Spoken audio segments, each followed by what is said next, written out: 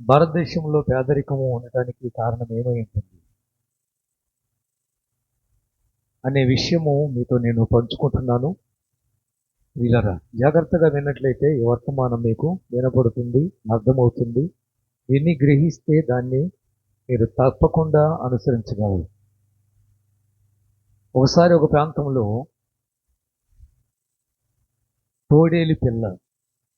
తోడేలు కన్నది ఎందుకు వదిలేసిందో తెలియదు, ఏమైందో తెలియదు. ఆ పిల్ల తప్పిపోయింది. చిన్న పసికందు పుట్టి 1 రోజు 2 రోజులు అయింది. వర్షం పడుతూ ఉంది. తోడేలు పిల్ల వణికిపోతా ఉంది. ఆ చెట్టు చాటున కూర్చొని ఆ దారిని వెళ్తున్నటువంటి ఒక మేక అది గమనించినటువంటి మేకకు దాని మీద జాలి పడింది. అయ్యో పాపము అని చెప్పి, పసిబిడ్డ అని చెప్పి దాన్ని తన హక్కును చేర్చుకుంది, ఆదరించింది, దానికి పాలిచ్చింది, దాన్ని పెంచింది, పెద్ద చేసింది. అది పెరుగుతూ ఉంది, చక్కగా మేకతో కలిసి ఉంటూ ఉంది. కానీ ఒకరోజు ఆ క్రూర జంతువు అయినటువంటి తోడేలే అదే మేకను చంపి తినేసి ఏం చేసింది? ఏ తల్లిగా ఉండి పెంచిందో అదే ఆ తల్లి మేకను చంపి తినేసింది. మీకు అర్థమైందో లేదో, ఈరోజు మనిషి పెంచి పోషిస్తున్నటువంటి పాపం ఒకరోజు చంపుతుంది. ఏం కాదులే అని ఒకవేళ నువ్వు ఆలోచిస్తావేమో, తప్పకుండా నీ పాపము నిన్ను పట్టుకుంటుంది. క్రూర జంతువు లాంటిది పాపము. ఏం కాదులే అనుకుంది. ఒక పక్క తెలుసు అది తోడేలి పిల్లని, అయినా పర్వాలేదులే అని పెంచింది. ఆఖరికి ఆ మేకను చంపేసి తినేసింది.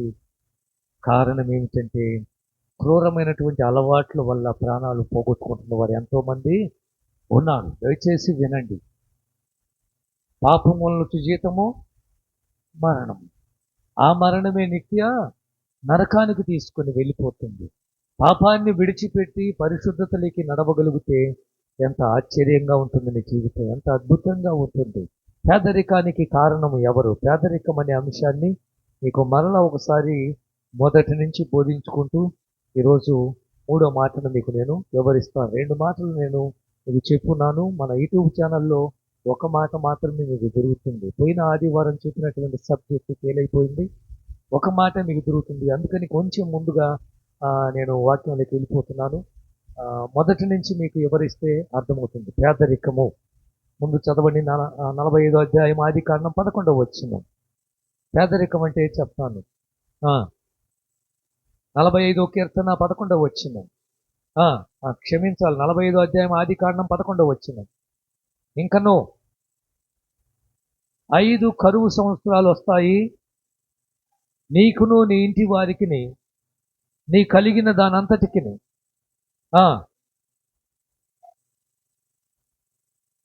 మళ్ళా బాగా చదువు.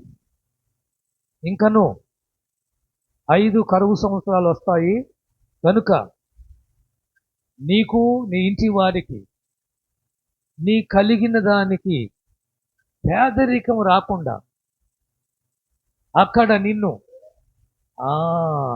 పోషిస్తాను. ఎవరు చెప్తున్నారు ఈ మాట? యోసేపు. 2 కళలు వచ్చాయి యోసేపుకు. 2 కళల్లో 7 సంవత్సరాలు గురించి ఆ కళ భావం అర్థవంతంగా వివరించాడు. రాజుకు వచ్చిన 2 కళల్లో ఏమైందో అర్థం కాలేదు. 7 పిల్ల ఎన్నులు, 7 బలిసిన ఎన్నులు, బాగా ఉన్న ఎన్నులు కనిపించాయి. పిల్ల ఎన్నులైనటువంటి వాటిని వెళ్ళి బలిసిన బాగా ఉన్న ఎన్నులు మింగేశాయి. ఇది మొదటి కళ. రెండో కళ 7 బక్క ఆవులు, 7 బలిసిన ఆవులు కనిపించాయి జమ్ములో. ఆ 7 బక్క ఆవులు వెళ్ళి 7 బలిసిన ఆవులు తినేశాయి. ఇది ఫరోకు వచ్చిన కళ. సతమతం అయిపోయాడు. ఏం చేయాలో అర్థం కాల. ఏంటి ఎలా ఉంది ఈ కళ, భావం ఎవరు చెప్తారు అని దేశంలో ఉన్న చెకునుగాళ్లను, దేశంలో ఉన్న మహాశాస్త్రవేత్తలను, దేశంలో ఉన్న మహాజ్ఞానులను, కళభావాన్ని వివరించగలిగినటువంటి వారిని పిలిచాడు.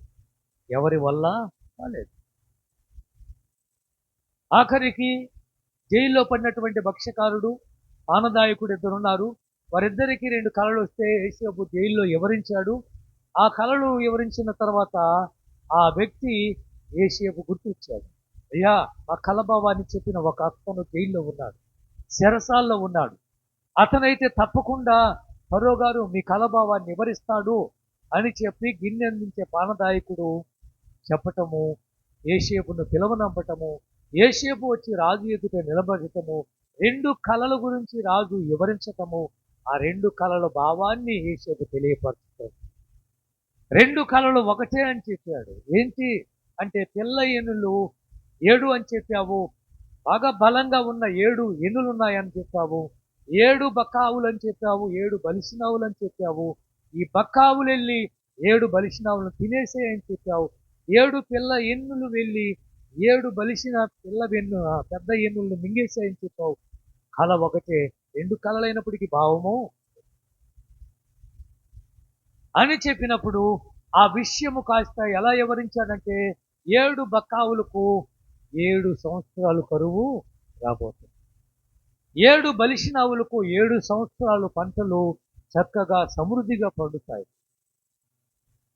దీని అర్థం అదే, ఐగుప్తు దేశం మీదకి భయంకరమైన కరువు రాబోతుంది. ఐగుప్తు దేశమే కాదు, ఆ ప్రపంచమంతా కరువు రాబోతుంది. 7 ఏండ్లు ఏ పంటలు అద్భుతంగా పండుతాయి, కానీ 7 సంవత్సరాలు ఒక్క పంట కూడా పండదు, కరువు వస్తుంది అని చెప్పినప్పుడు దానికి అర్థం కానటువంటి రాజు అన్నాడు, మరి ఏం చేద్దాం, ఎలా చేయాలి? దేవుని ఆత్మ కలిగిన వాడివి కనుక అద్భుతంగా ఈ కాలంలో వివరించావు కాబట్టి దయచేసి నువ్వే అధిపతిగా ఉండి, నువ్వే అధికారిగా ఉండి, ఇదిగో ఈ సింహాసనం మీద కూర్చొని ఎలా చేయాలో నువ్వే చేస్తే బాగుంటుంది. కానీ ఆ రోజు ప్రైమ్ మినిస్టర్ని చేశాడు యేసేపును ఫరో రాజు. దేశమంతా ఊరేగించారు, ఇదిగో యేసేపు రాజు స్థానంలో నిలబడ్డాడు. రాజు మాత్రం అన్నాడు, నేను రాజుగా ఉండటానికి మాత్రమే, పని మొత్తం నువ్వే, ఏం చేయాలో చెప్పు. దేవుని జ్ఞానాన్ని పొందుకున్న యేసేపు ప్రకటన చేశాడు. 7 సంవత్సరాలు పండే ధాన్యాన్ని జాగ్రత్తగా దాచిపెట్టగలిగాడు. దాచిపెట్టి కరువు వస్తున్న 7 ఏండ్లు వాటిని ఉపయోగించగలిగాడు. ఇది అక్కడ జరిగింది. ఇంకా 5 ఏండ్లు కరువు ఉంది, అప్పటికే 2 సంవత్సరాలు అయిపోయింది. ఆ కరువులో యేసేపు అన్నలు 10 మంది వచ్చి ధాన్యాన్ని కొనుక్కొని వెళ్ళిపోయారు. రోకలు కూడా దాంట్లోనే పెట్టి పంపించి వెళ్ళాడు. ఇదిగో మీ కుటుంబాలకు పేదరికం రాకుండా నేను మిమ్మల్ని పోషిస్తాను. అద్భుతం. ఏమంటే, మనవాడు పైన ఉంటే, మనకు సంబంధించిన వాడు ఎమ్మెల్యే అయితే, మీ ఫ్రెండు కలెక్టర్ అయితే, ఎంఆర్ఓ అయితే, ఒక అధికారి మీకు సంబంధించిన వాడు, మనకు సంబంధించిన వాడు పైన ఉంటే మనకు తప్పకుండా మేలు జరుగుతుంది. ఆ రోజు యేసేపు పైన ఉన్నాడు కాబట్టి, ప్రైమ్ మినిస్టర్గా ఉన్నాడు కాబట్టి, ఆ రోజు అన్నలను అంటున్నాడు, ఇంకా 5 ఏండ్లు మిమ్మల్ని, మీ కుటుంబాలను, మీ పిల్లలను, మీ భార్యలను నేను పోషిస్తాను. దేవుడు అదే చెప్తున్నాడు. కరువులో సజీవులుగా పోషించగలిగిన వాడు మన ప్రభు అయిన యేసుక్రీస్తు. ఆ రోజు ఏలియా కరువు వచ్చింది. 3.5 సంవత్సరం కరువులో ఉన్నప్పుడు ఏలియాకు తక్కువ చేయలేదు. కాకుల ద్వారా ఏలియాను 6 నెలలు పోషించిన తర్వాత సారేపతని ఎదవరాలు ఇంట్లో పెట్టి ఏలియాను 3 సంవత్సరాలు పోషించారు. భయపడకండి, మన దేవుడు చాలా గొప్పవాడు. ఆయన దగ్గర లేనిదంటూ ఏమీ లేదు. ఇంకొక మాట మీకు చూపిస్తాను. 82వ కీర్తన 3వ వచనం. 82వ కీర్తన 3వ వచనం. పేదలకును తల్లిదండ్రి లేని వారికి న్యాయము తీర్చండి. చదువు. అదుగో దేవుడు అంటున్నాడు, పేదవారు ఉండక మానరు అని బైబిల్ సెలవిస్తుంది. యేసు ప్రభు అన్నాడు ఆ మాట. ఆయన నోట వచ్చిన మాట ఏంటంటే, దేశములో, ప్రపంచంలో పేదవారు ఉంటారు, నిరుపేదలు ఉంటారు, పేదవారు ఉంటారు, తిండికి గతి లేని వారు ఉంటారు, బట్టకు గతి లేని వారు ఉంటారు, ఇంటికి గతి లేని వారు ఉంటారు. పేదలు ఎప్పుడు మీతోనే ఉంటారు అని ప్రభు చెప్పిన మాట. ఇప్పుడు ఇక్కడ బైబిల్ సెలవిస్తుంది, యేసు ప్రభువు చెప్పిన మాట ప్రకారం ఇక్కడ చూసినట్లయితే, పేదవారికి ఏం చేయాలి? తండ్రి లేని పిల్లలకి ఏం చేయాలి? భర్తను పోగొట్టుకున్న వెధవరాలకు ఏం చేయాలి? ఏమండి, జరుగుతుందా? ఈరోజు అడుగుతున్నాను మిమ్మల్ని. పేదవారికి న్యాయం జరుగుతుందా? ఒకసారి మనం ప్రశ్నించుకున్నట్లయితే నిరుపేద కుటుంబాలకు న్యాయం జరుగుతుందా? పంచాయతీ పెట్టి ఏదైనా సభలో వారి పక్షమున నిలబడే వాళ్ళు కనిపిస్తారా? స్థలం విషయమే కానీ, పొలం విషయమే కానీ, ఆస్తుల విషయమే కానీ, సంపద విషయమే కానీ, వాళ్ళు ఏదైనా పోగొట్టుకొని ఎవడైనా కబ్జా చేస్తే పెద్ద మనుషులకి తీసుకుని వెళ్ళి ఇది నాదండి, వీడు తీసుకున్నాడు, లాక్కున్నాడు అని చెప్తే వారి పక్షాన పెద్ద మనుషులు మాట్లాడుతున్నారా? ఆ విధవరాలు వచ్చి, అయ్యా ఇదిగో నన్ను ఇలా చేశారు, నా పిల్లల్ని ఇబ్బంది పెట్టారు, నా వాళ్ళే ఇలా చేశారు అంటే ఆ విధవరాలు పక్షాన్ని నిలబడి ఆజ్ఞమాడే మనుషులు కనిపిస్తున్నారా? లేరు. పంచాయతీలో పెద్ద మనుషుల్లో తేలలేదని కోర్టుకు వెళ్ళిపోతే కోర్టులో న్యాయం జరుగుతుందా? లేదు. మళ్ళా చదివిస్తాను చూడు, 82 కీర్తన 3వ వచనం. పేదలకును తల్లిదండ్రి లేని వారికి న్యాయము చేయండి. శ్రమలో ఉన్న వారికి, దీనులకును న్యాయం చేయండి. దీనత్వం కలిగిన వారికి న్యాయం చేస్తున్నారా? లేదే. శ్రమలో ఉన్న వారి దగ్గరికి వెళ్ళి బలపరుస్తున్నారా? కనిపించటం లేదే. సామెతలు 10:15. సామెతలు 10:15. ఆశ్రయపట్టణం. ఎందుకు అలా రాసి పెట్టాడు సొలొమోను గారు? ఏమండి, ఎప్పుడైనా ఆలోచించారా? కింద మాట మళ్ళా చదువమ్మా. దరిద్రుని ఎందుకు నాశనం అని చెప్పాడు కదా? ఉదాహరణ, ఈరోజు ఆదివారం కదా, మీరు ఏదైనా మంచి మాంసం తినాలనుకున్నారా? అనుకొని ఉంటారు కదా. ఈరోజు ఒక వేట మాంసం ఉంటే బాగుంది అనుకున్నారు. లేకపోతే చేపలు తెచ్చుకొని తినాలని ఆశపడ్డారుగా. తినగలిగారా? ఎందుకని? అభివృద్ధి. ఉదాహరణ, ఏదైనా బలహీనత వచ్చి వెంటనే కడుపులు నొప్పో, కాళ్ళు నొప్పో, గుండె నొప్పో వచ్చేసిందండి, కార్పొరేట్ హాస్పిటల్కి వెళ్ళి చూపించుకునే శక్తి మీ దగ్గర ఉందా? కారణం ఏంటి? పేదరికం. అంటే పేదరికానికి మంచి ఫుడ్ తినలేము, ఆరోగ్యం కోసం మంచి హాస్పిటల్కి వెళ్ళి చూపించుకోలేము. నెంబర్ 3, మీరు ఎప్పుడైనా ఒక మెచ్యూరిటీ ఫంక్షన్కి కానీ, ఒక మ్యారేజ్ ఫంక్షన్కి కానీ, లేక మీ కుటుంబ సభ్యులు ఏదైనా మీ బంధువులు ఫంక్షన్లకు పిలిచినప్పుడు మీరు వెళ్ళారా? వెళ్ళినప్పుడు మిమ్మల్ని చిన్న చూపు చూస్తుంటారు, గుర్తుందా మీకు? ఎందుకని? నువ్వు పట్టు చీర కట్టుకొని వెళ్ళాలి. నెంబర్ 2, నీ మెడలో ఏ బంగారము లేదు. అంటే నువ్వు కట్టుకున్నటువంటి వస్త్రానికి విలువ ఇస్తున్నారు, వేసుకునే బంగారానికి విలువ ఇస్తున్నారు. అక్కడ నువ్వేమయ్యావు? చిన్న చూపు చూపబడ్డావు. కారణం పేదరికము. అందుకే నేను ఎన్నోసార్లు చెప్పాను, మీరు బయటికి వెళ్ళేటప్పుడు మంచి బట్టలు ధరించి వెళ్ళండి. ఏదైనా ఫంక్షన్కి వెళ్ళినప్పుడు మీరు ఆశామాషాగా వెళ్ళకండి. ఉన్న దాంట్లోనే తృప్తిగా బ్రతుకుతూ మంచి బట్టలు కట్టుకొని వెళ్తేనే అక్కడ సార్ కూర్చోండి సార్ అంటారు, మేడం గారు కూర్చోండి అంటారు. అలా వెళ్ళలేదనుకో, ఈవిడ ఏంటి ఇలా ఉంది, అది దాని అర్థం. పేదరికము దరిద్రుని చదువమ్మా చిన్నమాట. దరిద్రుని పేదరికము నాశనం. అప్పుడు ఏమనిపిస్తుంది చెప్పు? ఒక చూపు చూశారండి నిన్ను, ఏమనిపిస్తుంది? ఎందుకు వచ్చావు, రాకుండా ఉంటావు బాగుండేది. నీ వెనక్కి వచ్చినటువంటి పట్టు చీర కట్టుకొని బంగారం వేసుకొని వచ్చిన ఆవిడ మేడం గారు రండి అన్నారు, నిన్నేమో పట్టించుకోలేదు. పేదరికం.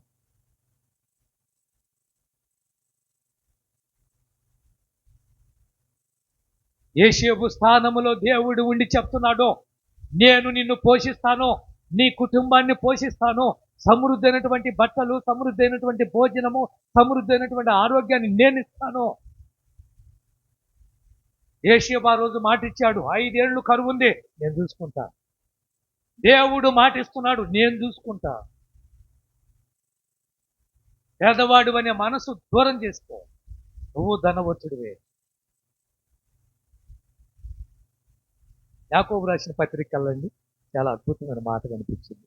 2వ అధ్యాయమా యాకోబు రాసిన పత్రిక. ఎన్నోసార్లు చదివించిన మరలా మరలా చదవాలని మాట, నాకు బాగా ఇష్టమైనటువంటి మాట. 2వ అధ్యాయం యాకోబు రాసిన పత్రిక 2వ అధ్యాయము 5వ వచనం చదవమ్మా. నా ప్రియ సహోదరులారా, ఆలకించండి.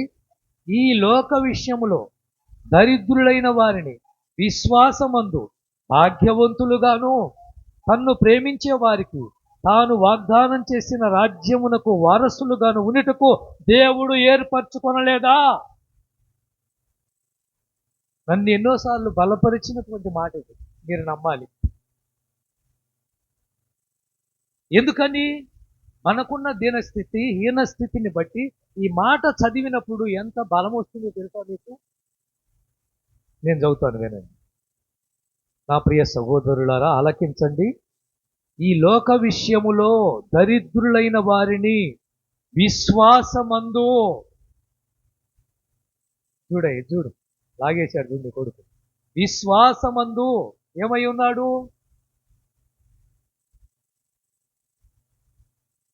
భాగ్యవంతులు అంటే అర్థం తెలుసా? నీకు ఏమండి, 2 కొడుకులు, నువ్వు భాగ్యవంతుడు అండి. అండి నాబాలుని ఏమన్నారు?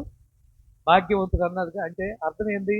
సంపద ఉంది, ఆరోగ్యం ఉంది, క్షేమం ఉంది, సమృద్ధి ఉంది. సమృద్ధిగా ఉన్నవాడిని ఏమంటారు? మీకు ఏమండి, భాగ్యవంతుడు. ఈ లోక సంబంధంగా దరిద్రులుగా ఉన్నప్పటికీ కూడా, పేదరికాన్ని అనుభవిస్తున్నప్పటికీ కూడా, నిరుపేద కుటుంబంలో ఉన్నప్పటికీ కూడా విశ్వాసమందు నీవు భాగ్యవంతుడవు, అదృష్టవంతుడవు నువ్వు. అంతేకాదు, దేవుని రాజ్యానికి వారసుడుగా నిన్ను ఏర్పరచుకోలేదా? దేవుని రాజ్యము నీకుంది. అసలైన రాజ్యము నీకు ఇవ్వాలని దేవుడే వాగ్దానం చేస్తున్నాడు. అక్కడ రాయబడిన మాట వాగ్దానం ఉందా? తన్ను ప్రేమించే వారికి తాను వాగ్దానము చేసిన రాజ్యమునకు వారసులుగా ఉండుటకు దేవుడు ఏర్పరచుకోలేదా? ఈ మాట చదివినప్పుడల్లా నేను అనుకుంటాను, నేను ధనవంతుణ్ణే. మీరు నమ్మాలి ఈ మాట, నేను ధనవంతుణ్ణే.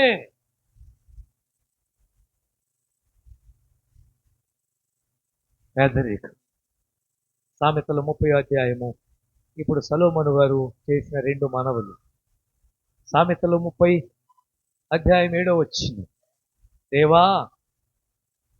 దేవా 2 ప్రార్థనలు చేస్తున్నాను, 2 కోరికలు ఉన్నాయి, 2 ఆశలు ఉన్నాయి నాకు.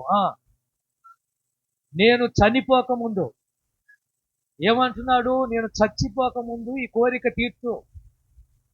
నేను చచ్చిపోకముందు నా ప్రార్థన విను. నేను చచ్చిపోకముందు నా ఆశ గల ప్రాణాన్ని తృప్తిపరచు.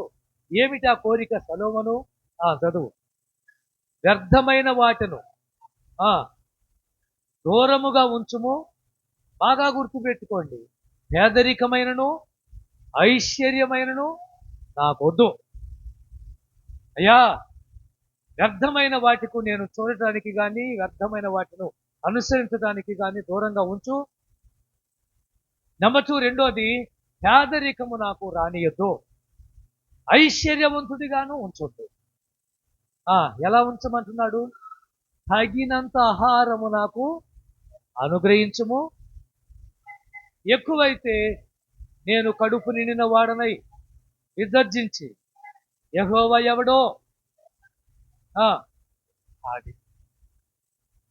నిరుపేద కుటుంబాల్లో జరిగే సంఘటన ఏంటంటే, ఏం దొరుకుతుందా? ఆకలి బాధ తట్టుకోలేకనేగా దొంగలుగా మారుతుంది. స్టోర్ట్ పరం తెలుసా మీకు? వారు ఎందుకు అలా దొంగలుగా మారారు? ఈరోజు దేవుని స్వార్థ పాలనగా మారిపోయింది. కానీ ఒకప్పుడు స్టోర్ట్ పరం అంటే ట్రైన్లో భయం, బస్సులో భయం, అంత భయంకరమైనటువంటి బందిపోడు దొంగల కన్నా బీభత్సమైన దొంగలు. అలాంటిది ఈరోజు ఆ దొంగలే సేవకులు స్టోర్ట్ పరంలో. అండి యాస్వా డానియేలు గారు ఆ ప్రాంతంలో సేవ చేశారు. మరి బ్రదరన్న సంఘం అది క్షమించాలి, ఫెలోషిప్ అంటారు, ఫెలోషిప్ సంఘంగా ఉండి వాళ్ళు పరిచయం చేశారు. ఈరోజు అనేక మంది స్టోర్ట్ పరములో ప్రభువుని నమ్ముకున్న వారు కూడా ఉన్నారు. అమ్మా, స్వార్థ పరంగా మారిపోయింది ఈరోజు. చోటు పరము ఆ, స్వార్థ పరంగా మారిపోయింది. అందులో నుంచి సేవకులు వచ్చారు, అందులో నుంచి పరిశుద్ధులుగా మార్చబడ్డారు, అందులో నుంచి విశ్వాసులుగా వచ్చేసారు. సలోమను కోరుకున్న కోరిక ఏమిటంటే పేదరికం రావడానికి వ్యర్థమైన వాటిని అనుసరించడమేగా, వ్యర్థమైన వాటికి డబ్బును తగలేయటమేగా, వ్యర్థమైన వాటికి నీ డబ్బును ఖర్చు పెట్టడమేగా. ఈ వ్యర్థమైన వాటికి నీ డబ్బును తగలబెట్టినప్పుడు పొదుపు ఎలా అవుతుంది? డబ్బు ఎంత డబ్బు వ్యర్థమైన వాటికి ఖర్చు పెడుతున్నావు అడుగుతున్నాను నేను. ఈ వాక్యం వింటున్న ప్రియ సహోదరి సహోదరులారా, అందుకే షాపింగ్ మాల్కు వెళ్ళేటప్పుడు పిల్లల్ని తీసుకెళ్ళకూడదు. తెలుసా మీరు? ఎప్పుడైనా గుర్తుపెట్టుకోండి. డీమార్ట్కి, మాకు డీమార్ట్ దగ్గర కదా, డీమార్ట్కి వెళ్ళేటప్పుడు చిన్న పిల్లల్ని ఎంత పెట్టుకొని వెళ్ళకూడదు. ఎందుకని? మనం వెళ్ళా మనకు అవసరమైన వస్తువును బుట్టలు వేసుకుంటాం. మరి వీళ్ళైతే చూసిన దానివల్ల బుట్టలేదు. నువ్వు పట్టుకొని వెళ్ళింది 2,000 రూపాయలు, అక్కడ బిల్లు ఏమో 4,000 రూపాయలు పడింది. అర్థమైందా? అంటే వ్యర్థమైనవన్నీ కూడా దాంట్లో పడేశాడు మనోడు. నువ్వేమో గారాబం చేసావు నీ కొడుకుని కూర్చుంది, వాడు తీసుకుందల్లా ఓకే, సాధన లేకపోతే.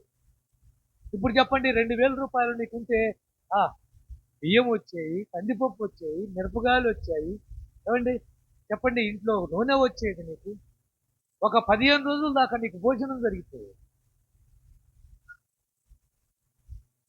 వ్యర్థమైనవి అంటే ఇంకా చాలా ఉన్నాయి, అయ్యే మీతో పంచుకోబోతున్నాను. మొదటి పాట పేదరికానికి మొదటి మెట్టు లేక మొదటి కారణం ఏమిటంటే త్రాగుబోతుతనము. భర్తలకే ఈ మాటలు, పురుషులకే ఈ మాటలు. ఒక కుటుంబము దరిద్రాన్ని అనుభవిస్తుంది అంటే, ఒక కుటుంబం పేదరికాన్ని అనుభవిస్తుందంటే, ఒక కుటుంబం నిరుపేదగా ఉంది అంటే, ఒక కుటుంబం ఎక్కి రావటం లేదంటే, ఒక కుటుంబం ఫలింపు లేదు అంటే, ఒక కుటుంబంలో ఆశీర్వాదం లేదంటే మొదటి కారణం ఏంటి తెలుసా? మద్యము, త్రాగుడు అలవాటు. చదవండి సామెతల గ్రంథం 23వ అధ్యాయం 23, 20 ద్రాక్షారసమును తాగువారితోనైనను మాంసము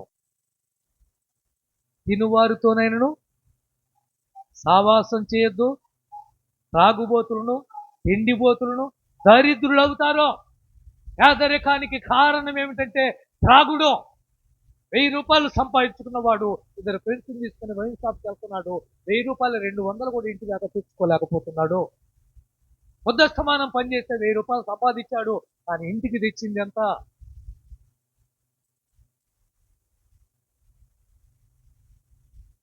ఈ భాగం మీకు కావాలంటే మన యూట్యూబ్ ఛానల్లో దొరుకుతుంది, మీరు మంచిగా వినొచ్చు. వర్తమానం ఒక్క మాటే యూట్యూబ్ ఛానల్లో మీకు కనిపిస్తుంది. పేదరికానికి కారణం ఏంటి? ఏమండి, ఆ రోజు నోవాకు బట్టలు లేకుండానికి కారణం ఎవరు? ఎవరు లాగేశారు ఆయన బట్టలు? దిగంబరిగా ఉన్నాడే, నగ్నంగా ఉన్నాడే. నోవాకు నీతిమంతుడని బైబిల్ సెలవిస్తుంటే, దేవుని కృపను పొందుకున్నవాడని నోవా గురించి దేవుడే మాట్లాడాడే. ఇంత అద్భుతమైన నీతిమంతుడైనటువంటి నోవాకు, తన కుటుంబాన్ని రక్షించుకున్న నోవాకు ఏమయ్యాడు బాగుపడిన తర్వాత? బ్రతికిన తర్వాత మరలా ద్రాక్షారసము మద్యము సేవించి తన ఇంటిలో బట్టలు లేకుండా పడి ఉండటము కారణం ఎవరో? ఎంత దారుణమైన పరిస్థితి! సరైన బట్టలు ఉండవు. ఎందుకంటే వాడికి 500 దొరికితే వెళ్ళి ఒక సర్టి తెచ్చుకోవచ్చుగా, తెచ్చుకోడండి. ఒక మంచి ప్యాంట్ షర్ట్ తెచ్చుకోవచ్చుగా, 2,000 రూపాయలు చేతిలో ఉంటే తెచ్చుకోడండి. ఒక 1,500 రూపాయలు నీ చేతిలో ఉంటే మంచి మాంసము, మంచి భోజనం తీసుకొని నీ బిడ్డలకు, పిల్లలకు, భార్యకు పెట్టుకోవచ్చు కదా, తెచ్చుకోడండి.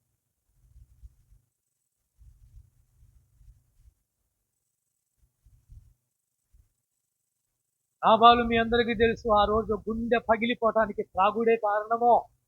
మత్తులో ఉన్నాడు, మత్తు కొంచెము దిగింది, లోపు చెప్పారు దావీదు వచ్చాడు చంపేటాను తెలుసా? అంతే. గుండె బిగుసుకుని పోయింది. దేవునికి స్తోత్రము కలుగును గాక. హల్లెలూయా, హల్లెలూయా. కొరింథీ రాసిన పత్రిక 6వ అధ్యాయం 10వ వచనం. 1 కొరింథీ 6:10.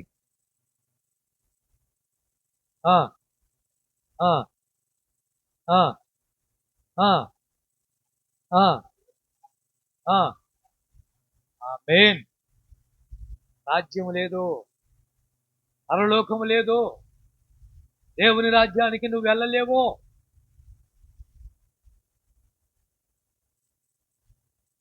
ప్రేమైన దేవుని బిడ్డలారా, ఎవరికి శ్రమ? సామెతల గ్రంథానికి వెళ్ళండి. ఇందాక చదివారు 23వ అధ్యాయం 29వ వచనం చదువు.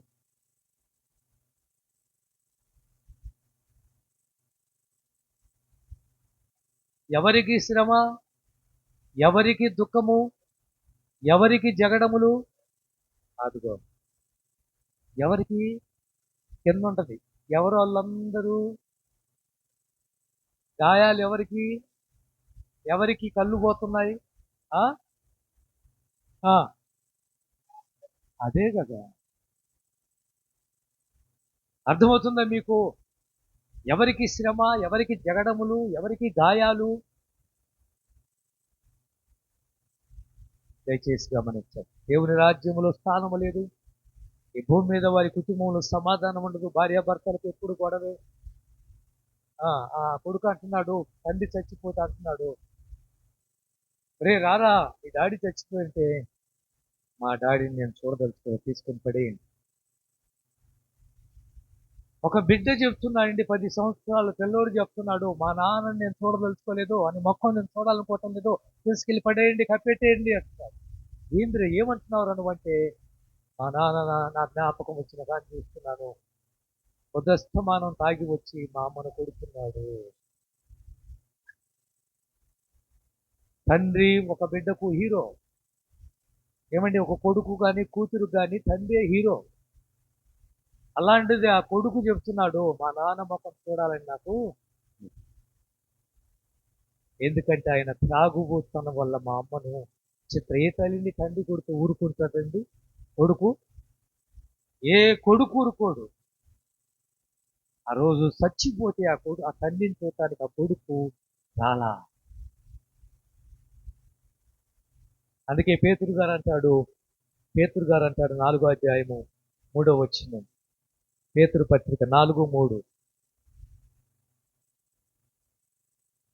4వ అధ్యాయం 3వ వచనం. పేతురు రాసిన పత్రిక. మనము పోకిరి చేష్టాలు, దురాశలు, మద్యపానము, అల్లరితో కూడిన ఆటపాటలు, త్రాగుబోతుల విందులు మొదలైన వాటి యందు నడుచుకొనుచు అన్యజనుల ఇష్టమును నెరవేర్చుచు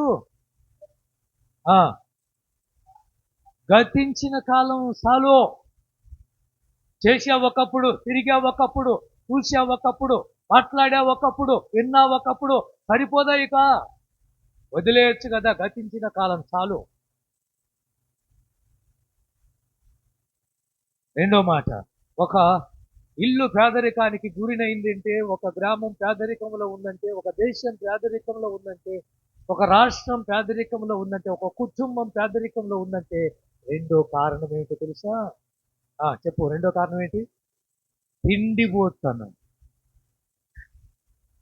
ఇది చాలా బీభత్సమైనటువంటి, భయంకరమైనటువంటి ఇది ఇది మీరు అనుకుంటున్నారు ఏం కాదులు అనుకుంటున్నారు, కానీ ఇది చాలా భయంకరమైన పాపం కూడా. చెడుతనము అని బైబిల్లో రాయబడింది. తిండిపోతనం దేనికి పోల్చాడు? చెడుతనం, పాపానికి పోల్చాడు. తినాలి. ఎంత తినాలి? డాక్టర్ల దగ్గరికి ఎప్పుడన్నా వెళ్ళారా మీరు? ఇలా వచ్చిందండి అని, పొట్ట ఇలా వచ్చిందని చూపిస్తే, తిండి తగ్గించండి సార్, తగ్గించండి, అయితే తింటాం మానేయండి సార్.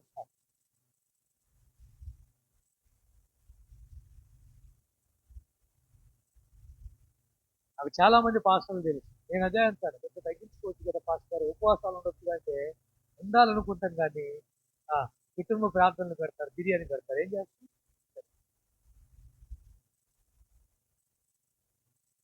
సామెతలు 23:21. 23, 21.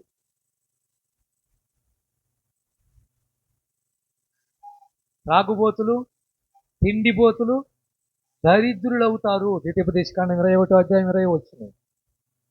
ద్వితీయోపదేశకాండం 21, 20.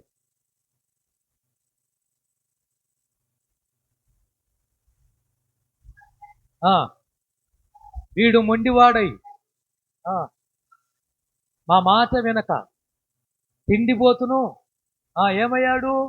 తల్లిదండ్రులు వచ్చి కంప్లైంట్ ఇస్తున్నారు పెద్దల దగ్గర, అయ్యా వీడు ఇలా తయారయ్యాడు, వీడు ఎప్పుడు చూసినా 3 పూట్ల ముప్పెద్దులా తింటాడు, ఏ పని చేయటంలా, తాగుతున్నాడు, తింటున్నాడు, ఏం చేయాలి? చదువు.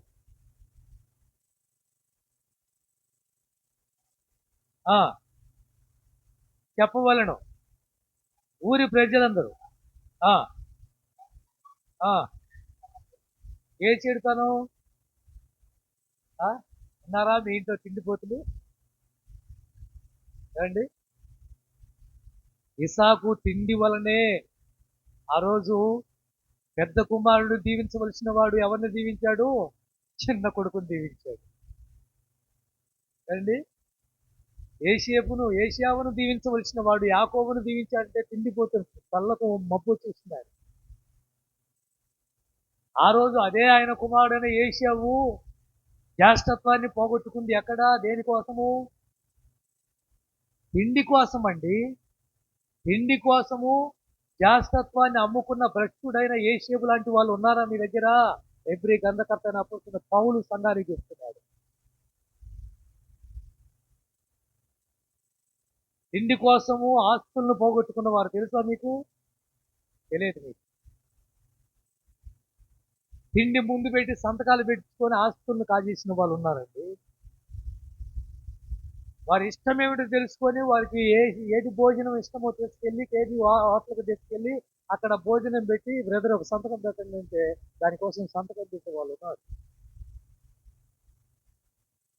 అందుకే కుక్కలు ఆతృత పడతాయి. దేనికోసం?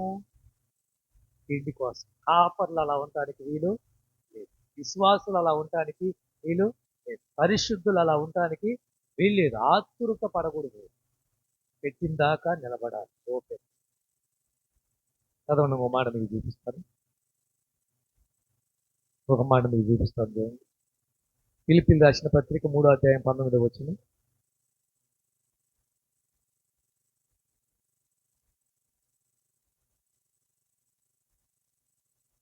3:19.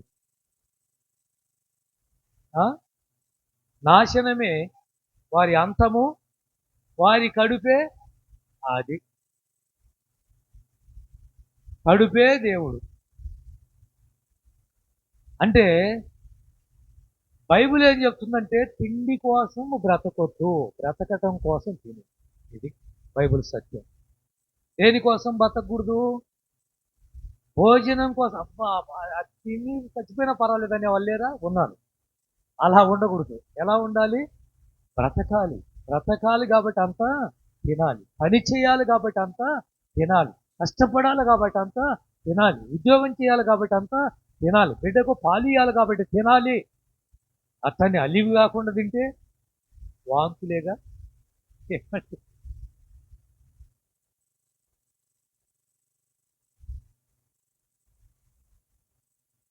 తెస్సలోనిక పత్రికలో అపోస్తలుడైన పౌలు అంటాడు, పని చేయకుండా ఎవడు భోజనం చేయడానికి వీలేదు. నాకినై గట్టిగా చెప్పేశాడు.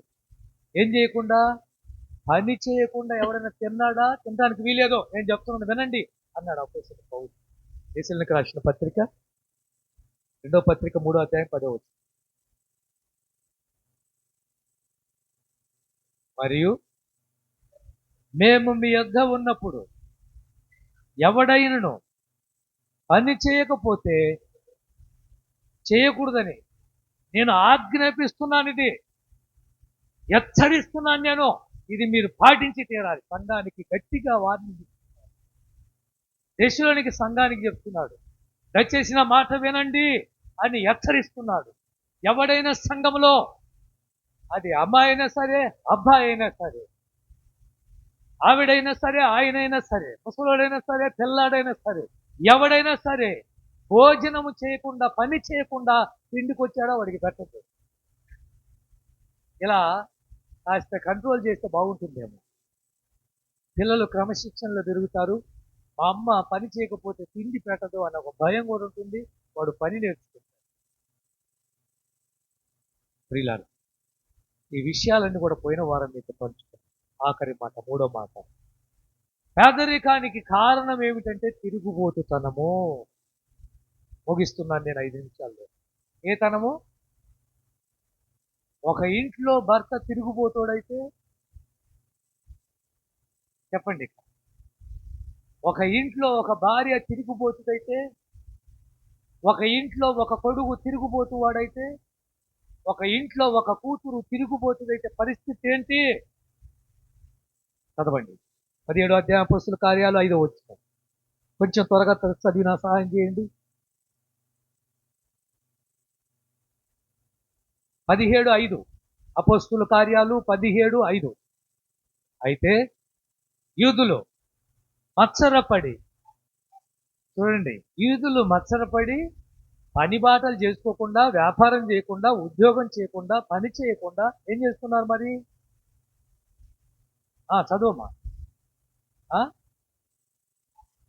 లేక ఇరుగు కొందరు, వీళ్ళు వెళ్ళేవాడు ఈడొక్కడే అలా తిరగటానికి మళ్ళీ ఏమండి?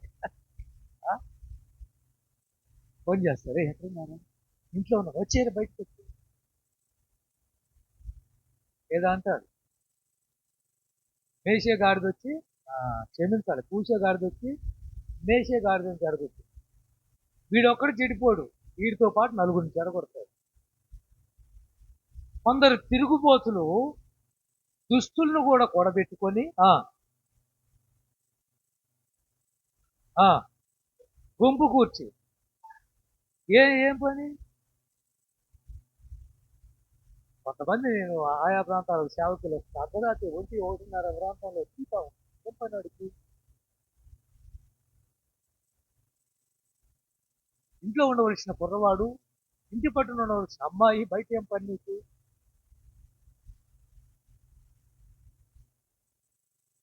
ఇర్మియా గ్రంథం 8వ అధ్యాయం 6వ వచనం. 8:6.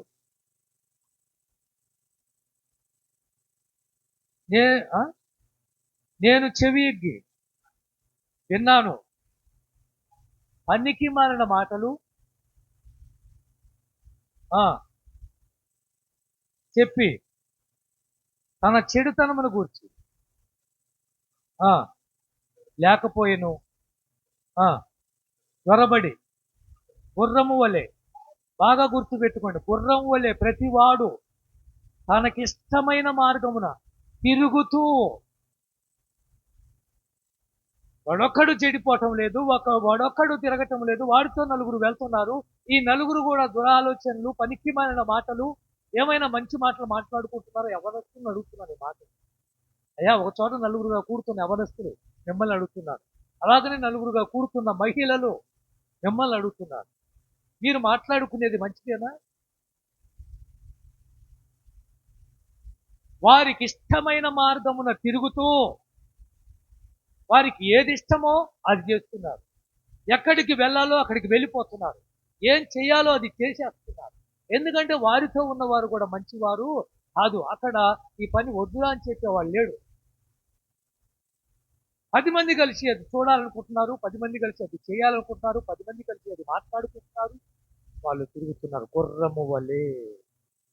రాజుల గ్రంథం 20వ అధ్యాయం 1 రాజులు 40వ వచనం. కూర్చోమ్మ, కూర్చో. 1 రాజులు 20:40. అయితే నీ దాసుడనైన నేను పని మీద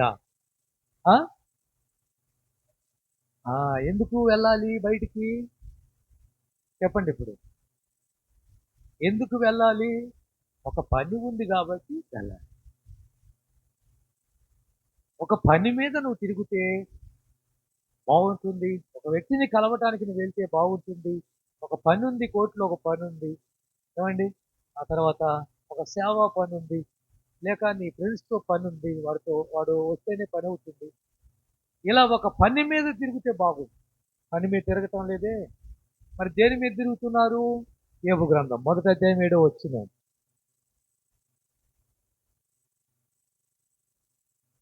ఆ, ఎక్కడి నుండి వచ్చావు? ఆ, అపవాది భూమి మీద అటు ఇటు తిరుగుతూ. ఇప్పుడు చెప్పండి, తిరిగే వాళ్ళని ఏమనాలి? అర్థమైందా? ఎరా ఎక్కడి నుంచి వచ్చావు? ప్రభు అడుగుతున్నాడు సాతాన్ని, ఎక్కడి నుంచి వచ్చావు? అపవాదిని అడుగుతున్నాడు, ఎక్కడి నుంచి వచ్చావు? భూమి మీద అటు ఇటు తిరుగుతున్నావు. ఎందుకు తిరుగుతున్నావు భూమి మీద అటు ఇటు? ఎవరి కొంపలు కూర్చోవాలి? ఎవరి కుటుంబాలను నాశనం చేయాలి? ఎవరి బిడ్డలను నాశనం చేయాలి నువ్వు? నీ వల్ల 2 పిల్లలు పాడైపోతున్నారే, నీ వల్ల కొడుకు పాడైపోతున్నాడే, నీ వల్ల పిల్ల పాడైపోతుంది.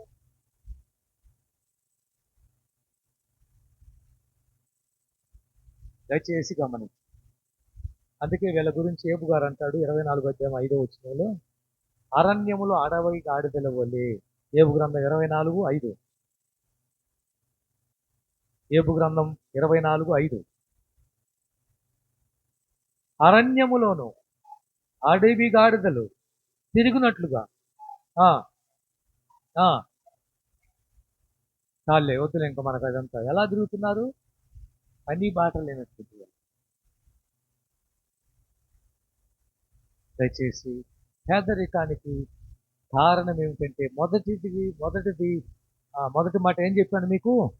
తాగుబోతాను. నెంబర్ 2, రెండోది తిండిపోతాను. మూడోది తిరిగిపోతాను. ఆ భర్త వల్ల భార్య కాపురం ఏమైంది? తెలుసు. ఆ తిరిగిపోతానం వల్ల వచ్చిన డబ్బంతా తీసుకుని వెళ్ళి దేనికో పెడుతున్నారు, ఎవరికో ఇస్తున్నారు.